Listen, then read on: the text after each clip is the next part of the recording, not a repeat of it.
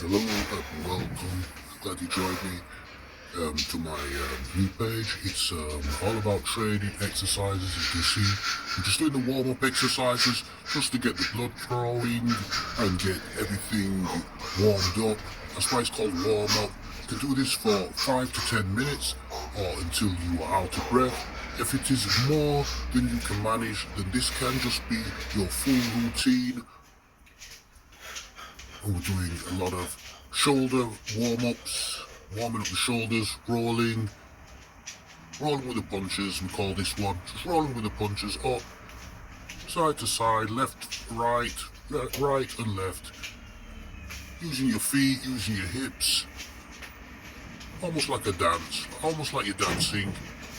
Going round, different angles to warm up the shoulders, get the blood circulating. Doesn't matter about if you know what you're doing. These are called punches that boxers will do. There's hooks, there's jabs, there's uppercuts, there's right cross, left cross. As you can see there, and you can see pivoting the hips, pivoting from side to side. This will work a lot of your upper body as well as your legs and your core. And it will also help to build up your cardiovascular. If you start to feel slightly out of breath, slow it down a little bit. Slow down a little bit. Right to the left. Up, down, up. Legs, bringing the knees up. This will also help to warm you up. Help to work different parts of your body, working the knees, the hips. What I'm doing here is just exercises that work different parts of your body. Some are martial arts, some are boxing, some are just warm up to help to build and sustain your balance, your focus, focusing on one spot, focusing on the movement, your breathing, trying to get the full motion backwards and forward. A boxer would do. Cross, left, right. You can see the power in some of those punches. But it's not about building power, it's just about building movement, coordination, hand-eye coordination, as boxers do. The movements are not important. Just keep moving, just make it fun. Try and do it with a smile on your face if you can. Breathe. Left, right. Keeping you warm, keeping you warmed up. This guy's like he's on fire. He's got a motor. And it's ready, must be ready to burn out. But no, he keeps going. Why? Because he's taking his time. Just take your time. Now, you see, he's added some resistance, moving forward and backward, doing the same thing as he was doing before, but the only difference is he added resistance. Resistance can be any size weight, any weight that gives some added resistance to doing it without weight. I.e., these are only little small 2.5 kilograms. The sort of weight that you would add on as a collar or just add on. But this is good enough to add some resistance. You use a tin of beans or 2 tins of beans or a bottle with water. It's all about adding a little bit of resistance, taking your time, concentrating on your breathing. You see here, he's just concentrating on his feet, footwork, jabbing, jab, cross, jab, cross, jab, cross. All the time moving, bouncing on the heel toe method. Now jogging on the spot. Keeping the arms up. Keep your arms up. Keep your arms up. Now he's going further backwards than he was doing before. What's he doing here? He's doing flies, he's doing shoulder press, he's doing kicks, to warm up those legs, get them legs warm, keep going, keep them arms up also. He's also keeping them arms up. Why is he doing that? So you don't rest those arms. Give those arms a good workout while working those legs, concentrating on the breathing. You're getting warmer, it's getting more and more intense. This is called high intense training. There's a high intensity of training involved, but it's low impact. It's low impact. What do I mean by low impact? There's no adverse force against you. You're just working with the weights. So it's high intensity because it's intense. There's no stopping hardly in between sets. And if there is, take just long enough to recoup and then get back into the next set. So it's high intensity. If you can keep going for 10 minutes of this, it is as good as any workout, if not better than some workouts. This is high intensity. Currently getting back into exercise, but I have a background in training and nutrition and what to do with your body and how to rest. And if you feel ill, don't overdo it. Seek medical advice.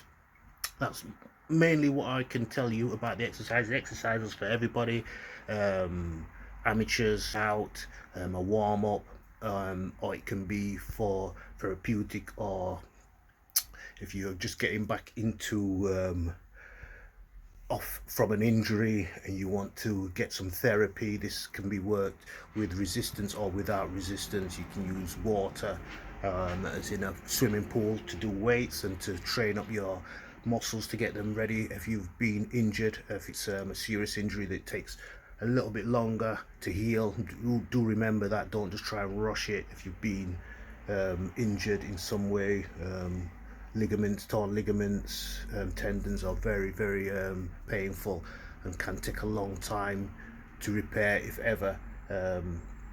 So these exercises do work on all those parts of the body, your ligaments, your tendons, and your muscle fiber, as well as fast and slow twitch fiber.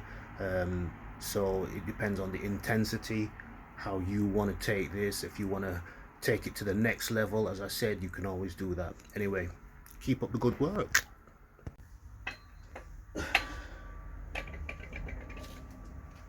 Cleans. They're called cleans. Working the back of the shoulders, legs, abs, chest. So we're going to do 5 of these to start off with.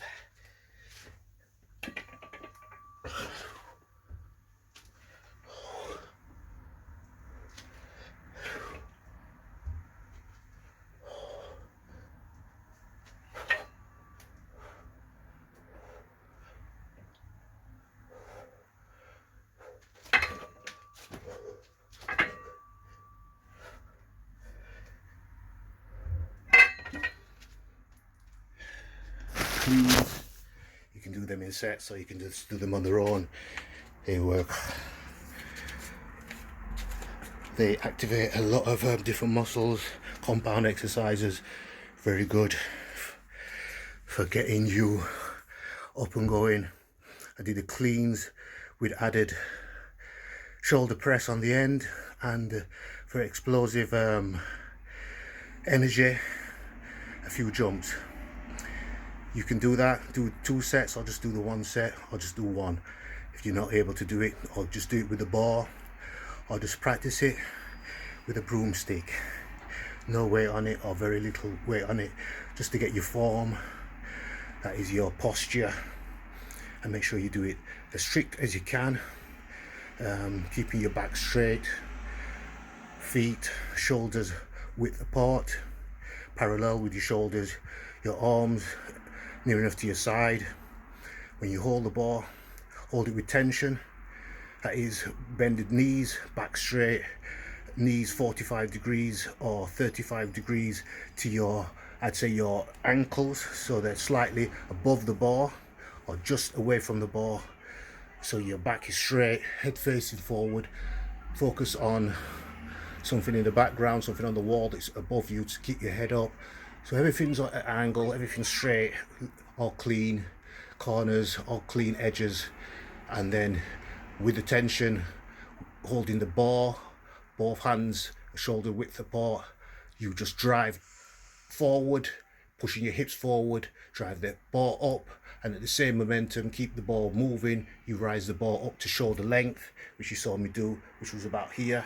You can see my hands, that's the ball in between both hands. Imagine both hands. So it does actually work your biceps, your triceps, bit of your chest. You can see there, in tension, hold there, then back down.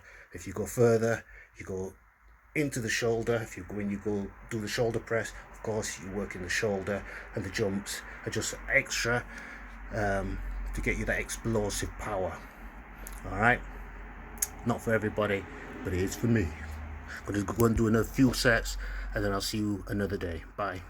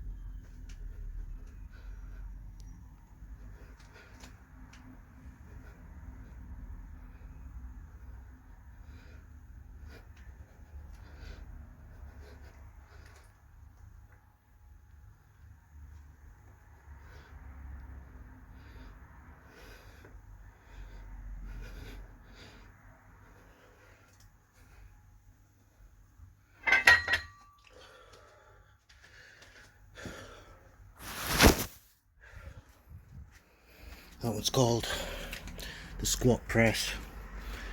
Again, another compound exercise.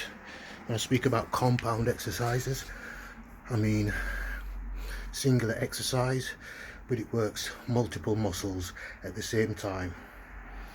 And we like to concentrate on our cardiovascular. That's why I'm doing high reps, to burn fat and to maintain high metabolism.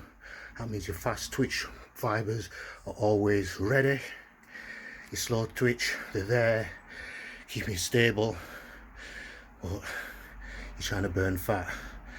So you'll burn more fat during your day-to-day routine, exercising or not. So even if you're not exercising, you find you start to sweat when you're doing any sort of rigorous exercise.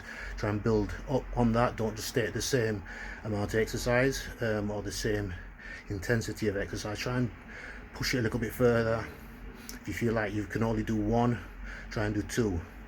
If you feel like you can barely walk, get up, walk around, do some stretching, do something to get the blood circulation going back through those muscles, and those muscles will then repair themselves. As I said, those muscles will repair themselves a lot quicker than if you just sit there hunched over and go out for a fag, or start going back eating fast food or junk food. Get some water in you, get some fluid in you, get some nutrients and get some rest. So thing with exercise, if you're not getting it balanced, i.e. you're not eating the right types of foods at the right times, not getting the right rest periods in between sets and in between your routines. That means on your day off, just relax sometimes until you feel that, yeah, on your day off I could do a little bit more, maybe go swimming, go out for a bike ride, or even take the dog out. These are all parts of your day-to-day lifestyle. Maintain them. The exercise will help hopefully to enhance your health and not become something of a detrimental thing to your health. If you've got a bad heart condition, you don't want to be overdoing it. If you've got high blood pressure, seek medical advice first and start off very slowly. Start off just doing walks. Don't do the exercise that all of the exercises I'm telling you to do.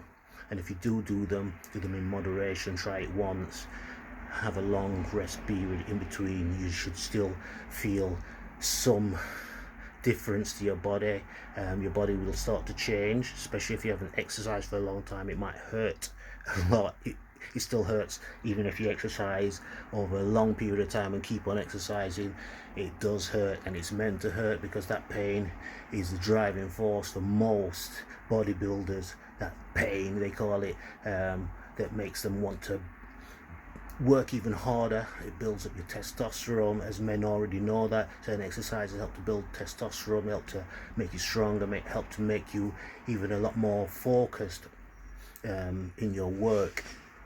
Especially if you're drinking a lot of water, you're hydrating, you're doing a lot more exercise, you're taking a lot more oxygen, your brain's getting oxygenated a lot faster than you used to, because your body is at optimum. It's working at its optimum power. That's not for everybody, and it won't happen for everybody, and you won't be able to maintain this for a long period of time unless you are an elite athlete, like Usain Bolt, Chilean Fraser, Mike Johnson. Those sort of people are really built and train very hard. Boxers know this as well. You have to keep at it. You can't just stop again, start going out drinking, because that will definitely have adverse effects on your body and on your routine and your ability to perform at the highest level. At the normal levels, yes, it's all right. Do things in moderation, have a drink. Some people even smoke. Some people like to party, which is part of your lifestyle, and we're going to talk more about things like dancing and aerobic exercises, and things you can do that are your normal activities: walking, swimming, bike riding, or normal lifestyle things that you can add into your life that you may not have been doing before. Going out for walks, going out for long walks, swimming, as I said, it's an aerobic and anaerobic as well. And dancing is also part of the aerobic exercise systems, which helps to build up your cardiovascular system, helps to build up your coordination, things like hip flexors, things that older people suffer from. Going out dancing can also help to tone up your legs and help to stave off old age.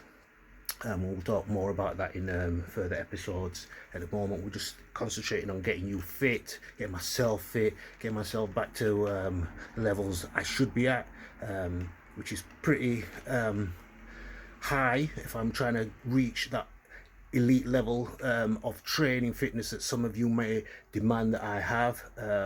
I don't think I need to have it. I think I'm not here to discourage people from training. Those who are at a higher level than myself, regardless of your age, your sex, or your abilities, you can get something out of what I'm showing you here, because it's for everyday people. It's not for elite athletes, as I said. It's for everyday people who, as you can see, I'm just having to fix the background there. Yeah, it's just everyday, nothing special, nothing added, nothing taken away. It's just all natural training, no steroids, no creatine. I wouldn't advise anybody to do that unless you really want to get bulky. Just eat natural food, drink plenty of water, drink things that help to put nutrients in your body. If you can cut out meat, hey, who am I to say you need to eat meat to get a body that you were proud of, or a body that's healthy? I know a lot of vegetarians out there who are very, very healthy. They don't eat anything else and they look really good. So yeah, let's try and understand how the body works and how we can best optimize the training that we do ourselves, because I can only give you my own individual journey. and give you an insight to it and see if some of these things work. It's not a one solution. There's many solutions out there. I do a lot of different training, call it cross training, so there's a lot of different things you can do that can help to keep you at a level of fitness that staves off having to go to the doctors every 5 minutes, having to go into a hospital for aches and pain. Minor aches and pains are part of everyday life. You should know that as a young child you have aches and pains, and as an old person you're going to have even more aches and pains. The thing you may have to then learn to manage is your pain threshold, how much pain and how much aches and pains you can manage, and the fitter you get, the higher your pain threshold goes. I want to repeat that. The fitter you get, the higher your pain threshold goes. Some people might be laughing and saying that doesn't work with footballers. That's something completely different. We're not going to talk about footballers because they are still very fit, but when it comes to their legs and their feet, they are very sensitive because the knocks and bumps that they get are very they can be career ending. Some of them can be very minor to the looking from the outside looking at it, but if you're getting kicked 30 or 40 times during training and then getting kicked during a match, it all builds up. Some of them, yeah, maybe they act, but anyway, we're not going to go down that controversial road. But yeah, everybody who does fitness will understand what I'm saying. Fitness does make you stronger, helps to build up your bones, which is why people like Thai boxers, Thai fighters are very, very strong, because they work on the skeleton frame, making sure that their bones are very, very tough. And that's not to do with drinking milk, it's just the way they train. And if you look at people like the Shaolin monks, they don't have a routine that is geared around bodybuilding or anything like that. It's a completely natural, I would say, the origins of training, you know, where they use the mind to overcome a lot of what we would call everyday obstacles and things that we would class as like extraordinary. How these guys can do these things, it's to do with their training and their mindsets. So yeah, there's a lot of martial arts that incorporate this. Bodybuilders incorporate it, athletes incorporate it, footballers and people at elite levels incorporate the mindset training, which helps to overcome obstacles. And like in bodybuilding or weight training, if you get stuck on a certain weight or a certain muscle part, body part, muscle, you want to get more gains on that, you may come to a level where you can't go past your threshold. So as I said, with a weight trainer, you're lifting I don't know, 250 kilos and that's deadlifting it, but you can't get past that. Or you're lifting 160 kilos and you want to get to 170. That might be your threshold, but if you train your mind, do the correct meditation, exercises to get you to that, you may be able to do that for one lift. You may be able to do over 175 kilograms, or you might be able to, if your threshold is 250 kilograms, you may be able to do 251 just for one rep, and that is to do with the training. A lot of factors have to come in saying that, there's not much more I could tell you at this stage, because it's a beginning of the exercises, and there's a lot of different things you can learn, and I can teach you. But at this stage, I don't think I want to be teaching you everything that I know, because there's a lot of stuff I need to be doing myself. So yeah, this is about my routine, this is my journey, my training, and if you want to be part of it, hey, keep watching. Thanks for watching, and keep in tune for more episodes of my journey training Ninja Diamond. The Diamond Beats show, we're still on live on air. You can get a lot more stuff on there, the Diamond Beats show. Check us out on there and on the Mixcloud and on SoundCloud. Peace out. Peace out. Peace out.